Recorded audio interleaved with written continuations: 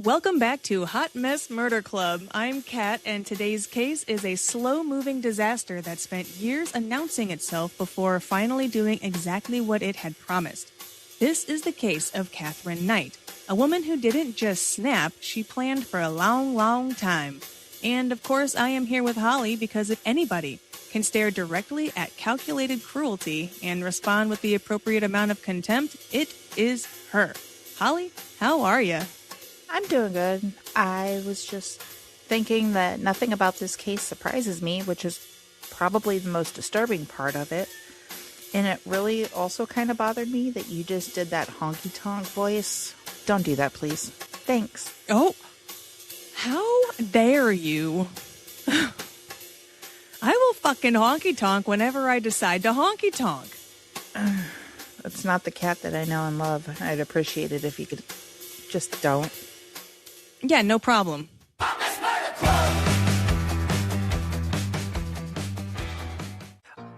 You know, I can't even pick the most disturbing part about this entire case, and quite frankly, I'm bumfuzzled about it.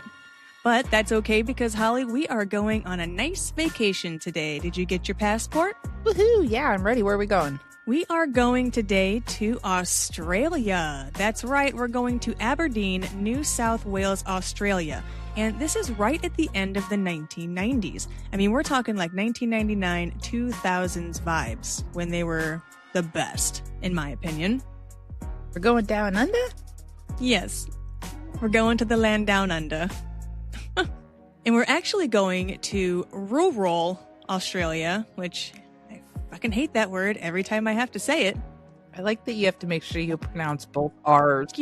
I feel like you need to. How do you say it? Rural? No. You're going to mess me up now. Just let's move past it and keep going.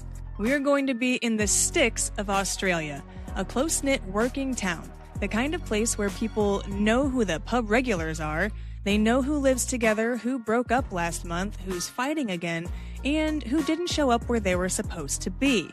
There's no social media buffering reality here. If someone doesn't answer the phone on the second or third attempt, you don't assume that they're just busy. You just assume that something is off, and you go knock on doors, drive by the house, and people do start to ask around. However, domestic arguments don't really shock anyone. They blend right into the background, and they're treated like a private mess that, they don't belong to them.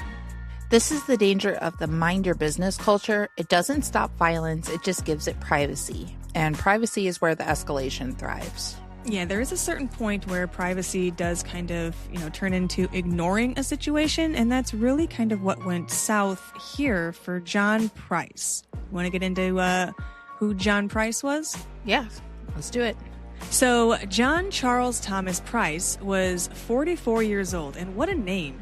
John Charles Thomas Price. He sounds fancy as fuck, doesn't he? I was going to say sounds very wealthy. Regal. Regal? That's a good word. Mm-hmm. Yeah, we're going with regal. So he was born on April 4th in 1955. He's the oldest of 6 kids, and everybody calls him Pricey. He left school at 14, barely able to read or write, which meant life didn't hand him many easy options. So he worked his ass off. Earth moving, trucking, mining, jobs where effort mattered more than polish and showing up mattered more than credentials. By the late 1990s, John had spent around 17 years at the Liddell coal mine. He was a high earner by local standards. He was reliable and he was predictable, and he was the kind of worker whose routine anchored the workplace. And honestly, that says a lot for working in a coal mine, so really good for him. Well, looking further back, John had been married before. 15 years with his first wife, Colleen. They split in 1988 and stayed on good terms, which says a lot about the kind of person that he was.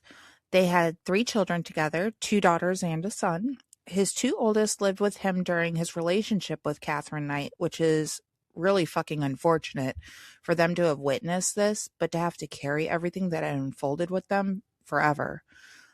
But regardless, everything people say about John circles back to the same words. He was protective of his children. Yeah, I actually really feel bad after getting this script done and researching this whole thing. I feel fucking awful for his kids after what this bitch did. It's crazy. It's I mean, it's a Kathy. I know you're a Kathy, but it's a Kathy. This is not something I signed up for. You know what? She's a Catherine. All right. So not the same. Not the same at all. You don't think you ever called her Kathy or Nope. Cat? Not once. Okay. All right. Let's live in denial and move along. Yeah, let's do that, please. So now we're going to kind of talk about Catherine Knight. Since there wasn't like really too much notable things really about John, he pretty much was just your average guy. He didn't have the greatest education, but he ended up making it work. But Catherine, however, she kind of had a bit of an unfortunate biography. So Catherine Mary Knight was born on October 24th, 1955 in Tinterfield, New South Wales. And from the start, her life was less nurturing childhood and more long-term damage. She grew up in a household defined by instability and violence. Her father was an alcoholic and he was frequently abusive towards her. Her mother lived under constant threat inside the home too. Catherine later reported experiencing abuse within her family during childhood, claims that psychiatrists considered credible. So yes, the foundation was bad. That part is actually true. What's also true is that trauma explains the origin stories, not the outcome. She left school at 15 years old, but she didn't just like drift around. She found something pretty quickly that she was good at, and that just happened to be the abattoir. At 16, she started working in a slaughterhouse and openly described it as her dream job. That's a red fucking flag if I ever heard one. She was highly skilled with knives and quickly advanced to boning. No, that's in here. And boning is a role that requires precision, control, and comfort with cutting that most people don't have. And to make this a little bit creepier, Catherine kept professional butcher's knives hanging over her bed for much of her life, explaining that they would be handy if needed, which sounds kind of eccentric until you realize how often they were, in fact, needed. She was a boner. She was good at boning. She was a boner. Well, her relationship history reads like a pattern nobody really interrupted. Her first husband, David Kellett, learned who he married almost immediately. She attempted to strangle him on their wedding night after an argument. Later, while pregnant, she stuck him with a frying pan. She's like, full wholeheartedly went in and Wilma Flintstoned his ass and caused a serious head injury. The Flintstones. Yeah. I mean, she went old school, frying pan to the head.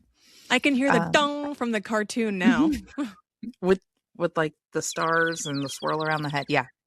And he does the spin around and fall down. Mm-hmm. Yeah, that's how it happened. Tweety birds. After discovering an affair, she placed their infant child in a dangerous situation involving railway tracks. Bitch.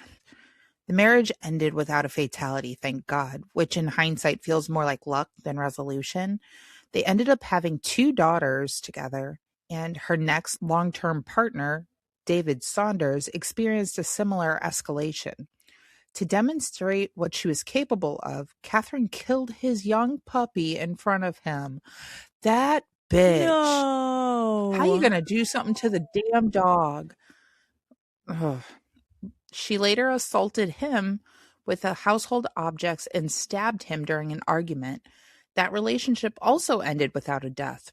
They only had 1 daughter together. So she's collecting husbands and having babies and hurting the infants and the little puppy.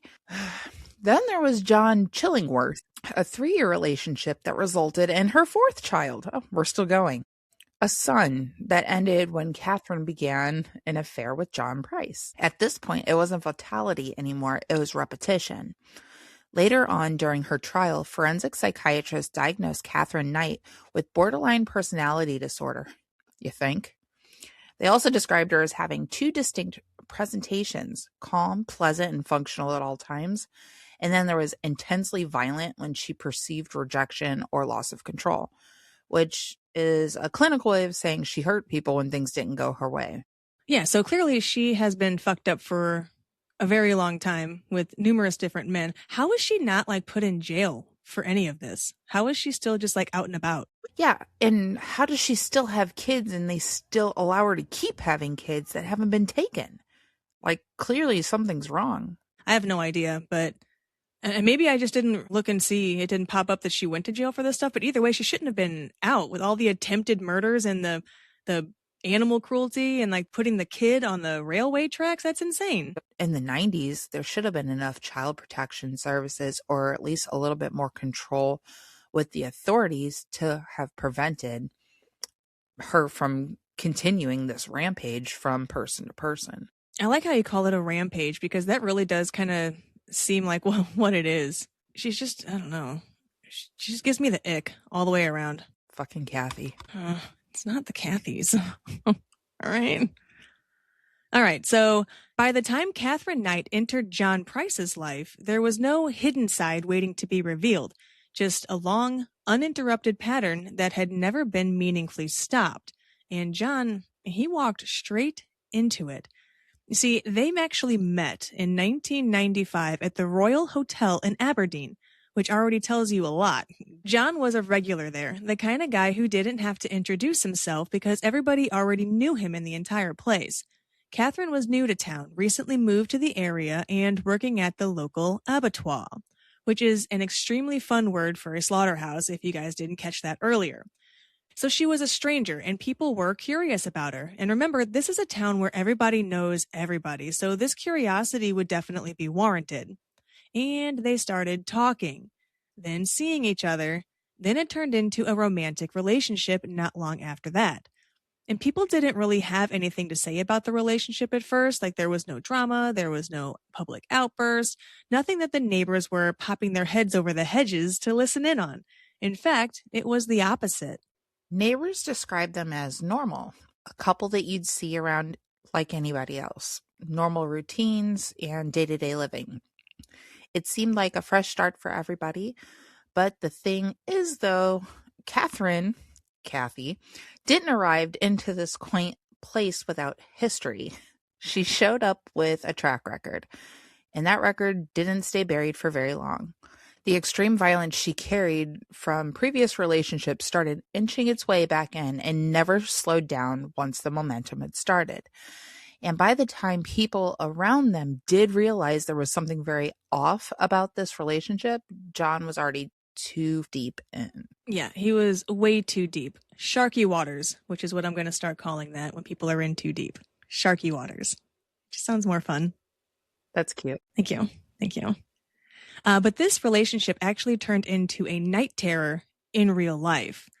So, though seemingly going well at first, by 1998, so roughly 3 years in at this point, the deterioration of the relationship between John and Catherine stopped being private.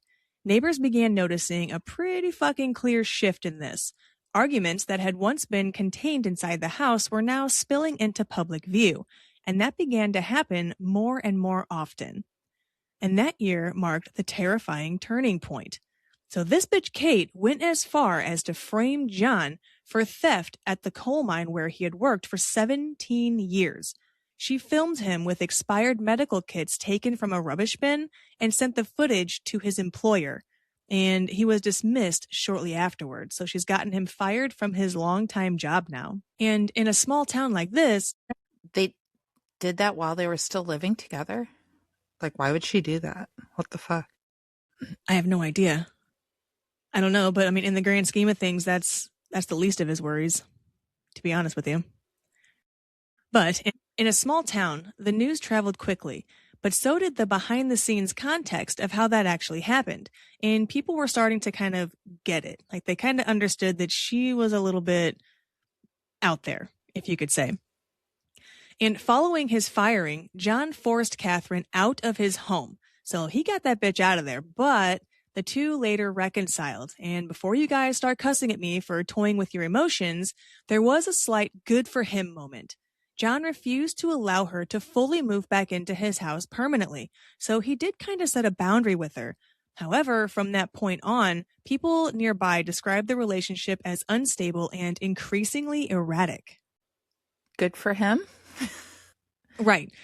I mean, like, it's good that they broke up. Yeah, like he kicked her out of the house, and as it happens over and over again, time and time again, you see it every day that they end up trying to work it out. They've been together for 3 years now, and he's like, okay, we can try this again, but you're not moving all the way back into my home anymore. It's just not going to happen. We'll try things a different way. So I guess I kind of get it, but at the same time, if somebody got me fired from my 17-year job, you're not getting another chance. There's no fucking way that's happening. Yeah. So between 1998 and 2000, neighbors reported frequent public outbursts. Catherine was seen screaming at John in the street to the point where a witness recalled her standing in the middle of the road, shouting threats against his life as traffic passed around her like a fucking lunatic. During the same period, John was regularly seen with visible injuries, black eyes, scratches, and a lot of bruises. Friends and neighbors no longer needed explanations for the sudden and frequent appearing of these injuries, which is disheartening all on its own. As the volatility escalated, John's support system quietly collapsed. Lifelong friends stopped visiting his home, not because they stopped caring about him, but because they could not tolerate Catherine's unpredictable behavior. Over time, isolation did the work violence often depends on, because when abuse reaches this stage, it doesn't rely on secrecy anymore. It relies on the exhaustion of everyone around the victim to deal with the environment that they've been put in. And that's really fucking tragic. Yeah, like she's basically taking him away from everybody, but it's almost like she's not really taking him away, but she's just making sure that nobody cares enough to come around. It's fucking pathetic, to be honest with you. Well, I hate her. Then he's got like battered woman or battered husband syndrome. Like she's beating him and everybody sees it and they're just like, oh, it sucks. And they just walk away. Right. I mean, I get how people in this town, I guess, are, I guess that's his problem, not my problem. That's a you thing. Well, that's all great and all, but now this man is showing up with injuries.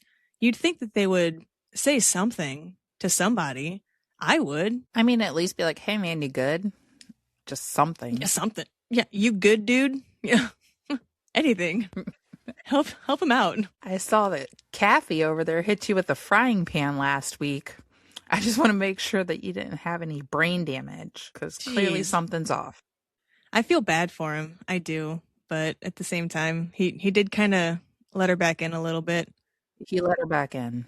Once you're out, you need to stay out. Yeah. But like it's as usual, it's easy to say from our seats, Who knows what his mindset actual was, because victims think differently, We see it time and time again. Otherwise, we wouldn't have a show to do if we didn't see it time and time again. Yeah, it's unfortunate, but at the same time, we like having stuff to talk about. So that's true. Keep up the good work. Gold star. Anyway, so with the isolation in full effect, the violence continued to escalate even more. Catherine assaulted John repeatedly, striking him with her hands and with heavy objects. She fucking stabbed him on multiple occasions, including during an argument involving his children. She routinely threatened him with butcher's knives, which she kept sharpened and visible in the bedroom as a reminder that she stands on fucked up business. Catherine then pushes the envelope even further, if you can imagine. She also attacked his reputation. Catherine falsely accused John of molesting her daughters, spreading the claims within the community. Yeah. The allegations had no basis, but their impact was immediate. People withdrew even more because they really didn't know what else to do or how to handle it. They didn't want to be sucked into the carnage of this insane relationship. And honestly, I don't blame them. It's just messed up because, if it was that bad, if there was any indication that your child is being molested by your husband or boyfriend, significant other, or whatever, why are you fucking there? Why are you not contacting somebody? Instead, you're going around telling neighbors that this is happening, but you're not going to do anything about it. If it was real, you would do something about it. You see, and I actually have personal experience with this, with my stepkids and their mother and stepfather trying to do false accusations against my husband. I mean, not sexual abuse, but, physical.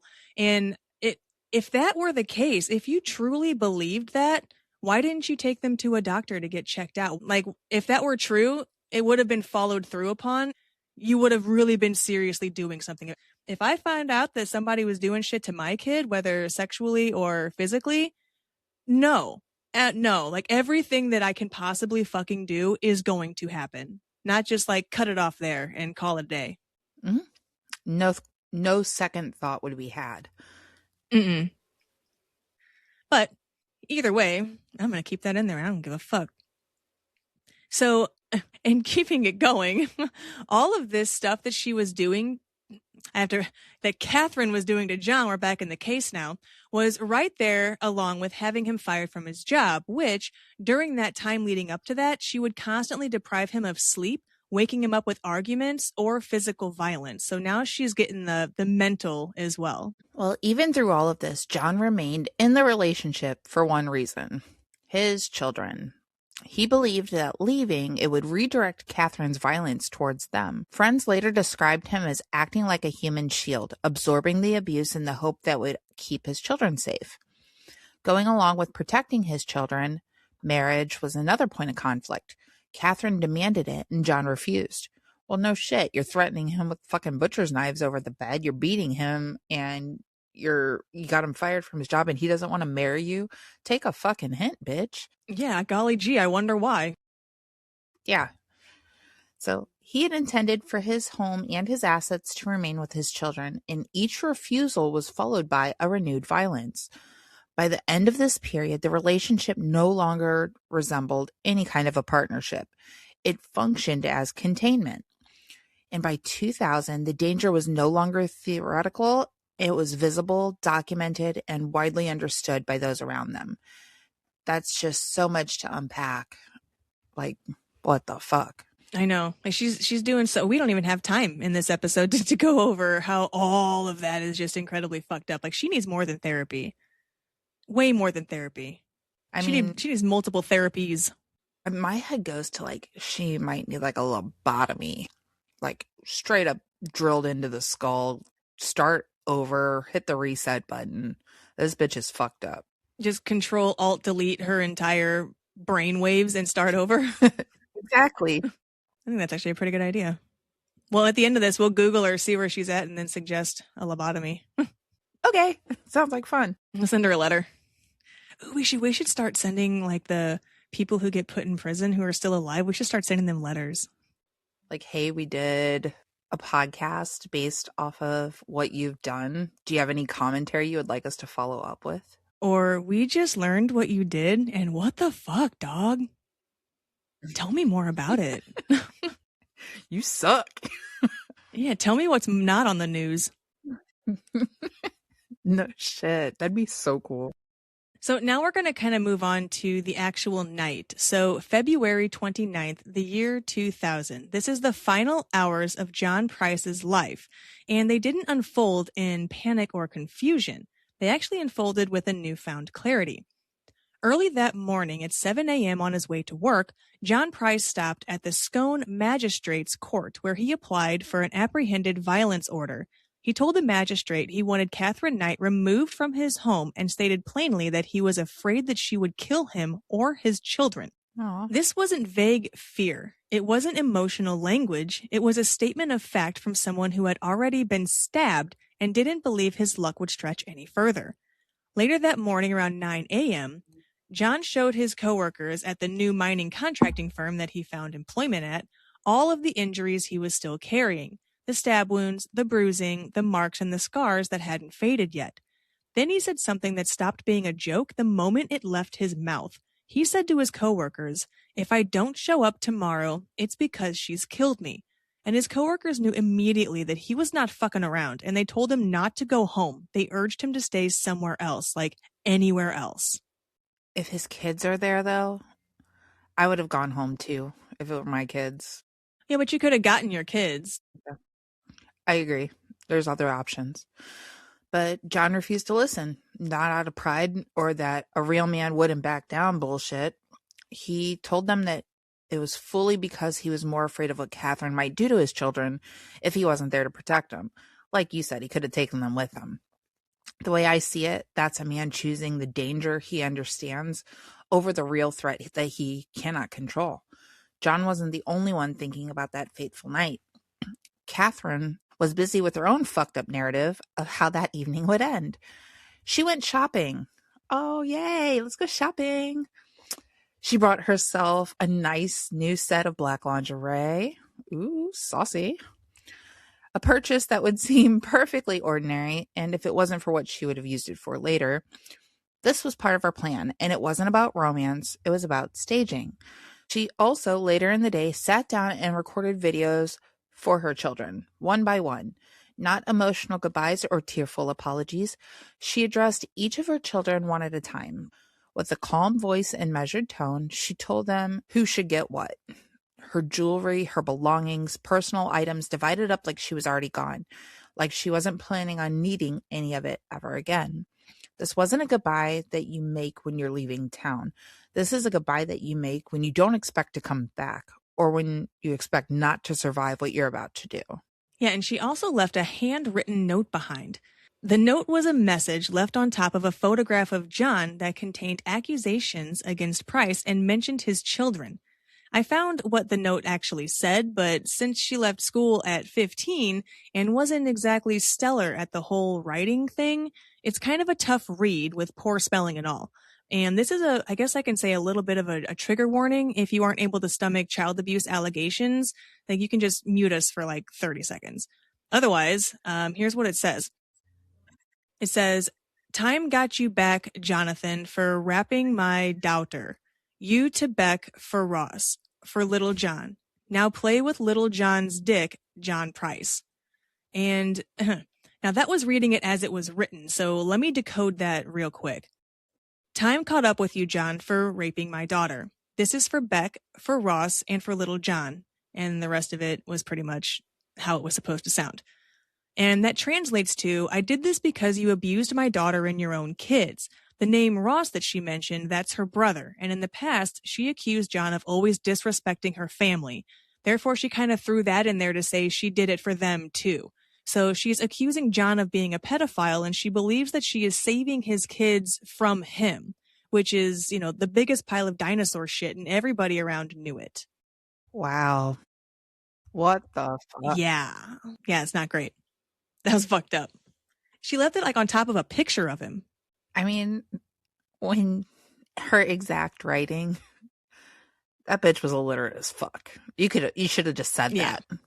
Like, you were sugarcoating it for everybody else. Like, reading that was hard. I felt stupid trying to uncode that. I had to practice it. And still I feel like I fumbled it. That was tough. She makes me feel smart. Oh, thanks. Okay, so now we're going to get to the point where it's the murder itself, and we're going to give a skimmed timeline here leading up to it, because everything we had just explained, it's an order of events meticulously planned by Catherine in order for this plan to succeed. So, Holly, why don't you tell us about the evening? Okay, it is 4 p.m. Catherine sent John's children away to a friend's house for a sleepover. She wanted the house empty. 5:30 p.m., Catherine sat alone and recorded the video messages to her children, calmly telling them which pieces of her jewelry they would inherit. 8 p.m., John arrives home. Seeing Catherine's car, he was too scared to go inside. He went to a neighbor's house and watched his own front door from their window for about 2 hours. That sucks. That sucks. 11 p.m. rolls around, the lights turn off at his house, and so he decides to head home. Yes, so around 11 o'clock, the lights inside the house turn off. John assumed that meant one of two things. Either she had left quietly, maybe through the back, or she had finally gone to sleep and the danger had passed. What John didn't know was that Catherine was still inside, in the dark, and waiting. She didn't rush him or attack when he walked through the door. She let him undress, get into bed, and believe the night had ended without disaster. And that there is when she put her plan into motion. While Catherine was invading his home all day, she went ahead and showered and put on that black lingerie. That's what she was wearing the whole time that John was getting ready for bed. Then she woke him up gently and initiated sex, like this was reconciliation, like the worst of it was finally over. But it was neither of those things. She wanted his body relaxed, His fear shut off and his system convinced that whatever danger he'd been bracing for had passed. And it worked. John fell into a deep post-exhaustion sleep. Only then did Catherine Knight reach for the butcher knife that she'd already chosen. She'd had hours inside of that house deciding where everything would be, what she would use, and how it would go. And this part was the ambush. This is what had been waiting in the dark, fully dressed long before John ever turned that key. When the police arrived at John Price's house in Aberdeen on the morning of March 1st, they weren't walking into a domestic incident or a tragic relationship breakdown. They were met with a scene that veteran officers later described as one of the most horrific in Australian history. When John Price doesn't show up for work and his car is still in the driveway, that's enough to trigger alarm bells, because by all accounts, he was reliable. A coworker comes by to check on him, and they see blood on the door and immediately call the police. They arrive around mid-morning, and the house was locked, so they had to break down the back door to enter the house. And here's where they find a pool of blood about 3 foot by 6 foot, and that sits in the passage like a physical barrier. Blood splatter and smears are found throughout the house. Damn. From the scene evidence, investigators conclude the first blows landed in the bedroom, where John had been sleeping. Then the story moves fast from bed to hallway to the front door. It was evident that he had tried to escape. He made it far enough that there were blood stains on the outside doorknob, confirming that he got out, even if only for seconds. The hope was real, brief but real, and then it ends because he's dragged right back inside and dies in the hallway. In the lounge room, police found John's headless torso on the floor.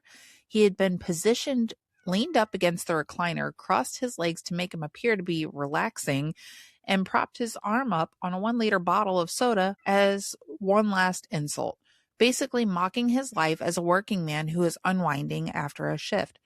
She straight weekend at Bernie'd his ass. She did. She did. Man. But, well, not really, because this is a headless torso. I mean, still. Yeah. I mean, more like a Rob Zombie at Bernie's. Yeah, that sounds about right. Yeah. So the scene doesn't stop there. Catherine had removed the skin from John's body, and not just like a piece of it or some chunks of it, the entire body. And she did it so precisely that it formed one single, mostly intact piece described as a pelt. I just want to cut in and make sure that the full picture is getting visualized here. The skinning included his head, his face, his nose, ears, neck, torso, genital organs, and his legs. The whole everything.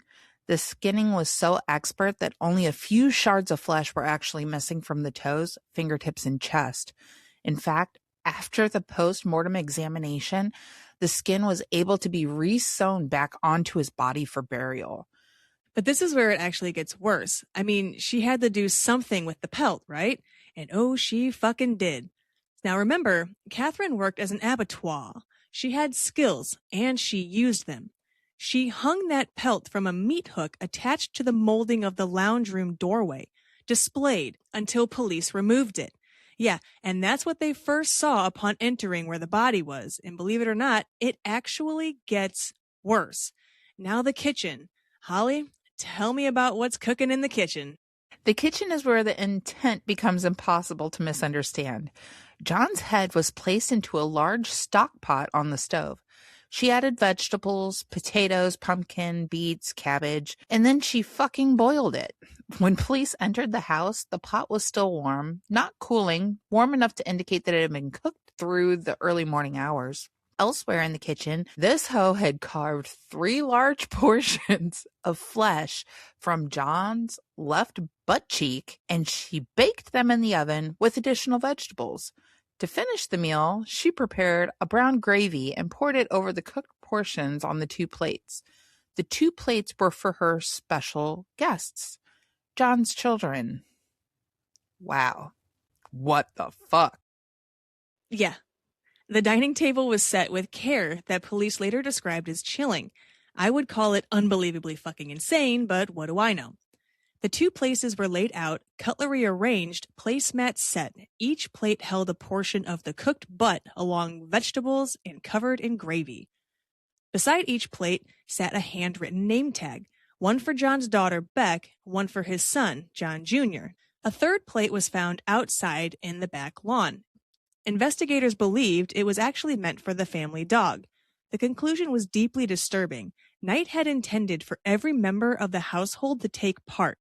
Her expectation was that they would return home that evening. The meal would already be waiting. The only reason they never encountered it is because of police intervention after the initial call was made to them.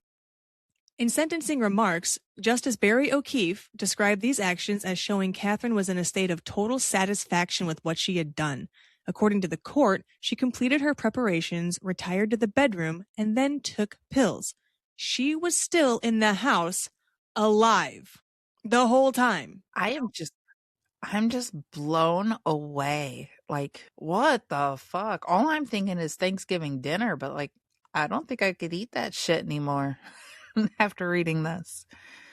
I mean, the care additional vegetables for the butt cheeks. Like, she went to Save a Lot and just got all these preparation veggies, knowing what she was going to do with it. But then she made like a gravy. She made gravy to pour over it. Like it was a turkey dinner. Like, what the fuck? God, rump roast. Exactly. Police eventually made their way into the main bedroom. That's where they found Catherine Knight. She wasn't hiding. She wasn't attempting to flee. She was in bed, unconscious or semi-comatose, difficult to wake, but very much alive. The medications in her system were later identified as fluvoxamine and promethazine, a mix that make her groggy, sluggish, and hard to wake up. Not a mix that would have killed her, which is good news to me because I want her to rot in prison. But either way, it looked like a suicide attempt if you didn't check on the doses too closely. Once the doctors did, the illusion collapsed. The amount she took was enough to put herself out of reach for a while, but not enough to make dying inevitable. She was taken by ambulance under police guard to Muswell Brook Hospital, where she was quickly stabilized. When she woke up, she was told John Price was dead and that she was very much under arrest. Days later, once she was medically cleared, police formally interviewed her. That interview took place on March 4th, 2000. By then, the crime scene had been processed and the evidence was cataloged. Knight claimed she remembered nothing. I bet she did. Isn't that how they try to get away with things? I don't remember that happening. Yeah, well, who's John? According to her, the last thing that she could recall was watching television on the night of February 29th. After that, nothing. A blank space where an entire night had apparently vanished. It was a claim that was obviously so ridiculous, but they jotted it down anyway. Investigators discovered that sometime after John was dead, but before Knight took the pills, she had gone to a local ATM with his debit card and withdrew $1,000 from his account, which they were never really able to piece together why she would do that. But they know that for a fact she went there, got the money, and then went back to the house to continue her dead guy cookout. But they did use this act in court to prove lucidity and premeditation. It demonstrated that she was coherent enough to operate a vehicle, use an ATM, and manage finances, despite her later claims of having no memory of that night. And from the moment that police removed her from that house, Catherine never left custody again. She remained detained through the investigation, through the court process, and into her trial in 2001. She eventually pleaded guilty. There was no version of this story left to argue. Like, there was a version to argue in the first place. I mean, it's pretty cut and dry. Oh, fuck. I see what you did there.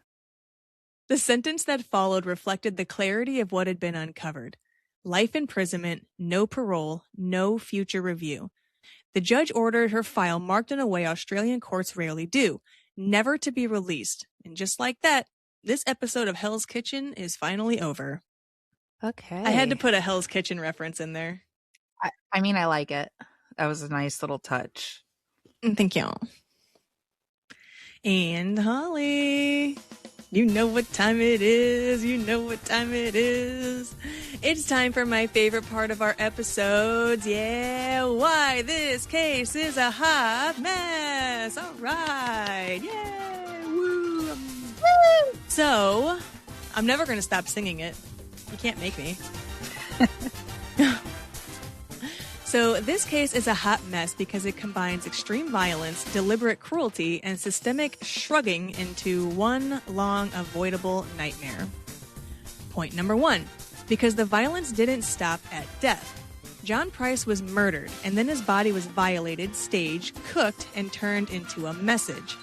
Point number 2. Because the crime scene wasn't chaos, it was communication. Everything in that house was arranged to be seen, understood, and, quite literally, absorbed by other people. Point number 3. Because extreme behavior became background noise.